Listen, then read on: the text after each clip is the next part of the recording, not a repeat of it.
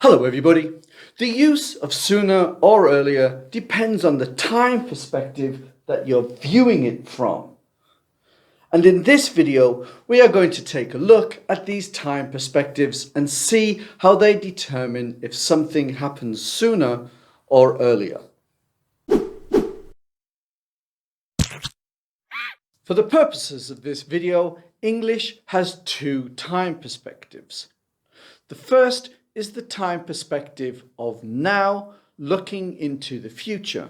This is the time perspective we use with soon. When we say something will happen soon, we are measuring the time from now until the start of the event. When using soon, the amount of time that it takes to do the action must be significantly greater than the amount of time between now and the start of the action. For example, it takes about 5 minutes to make a cup of tea.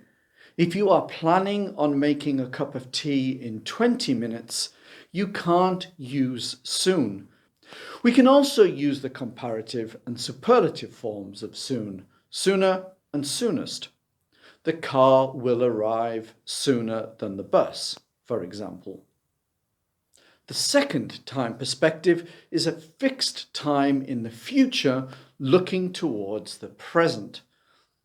This is the time perspective we always use with earlier and earliest. When we say something's going to happen earlier, we are comparing the real start time of that event with its expected start time. You may have noticed with this time perspective, I am using earlier, the comparative form of early.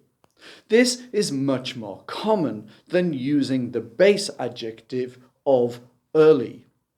And this is because we use early in one of two ways in English.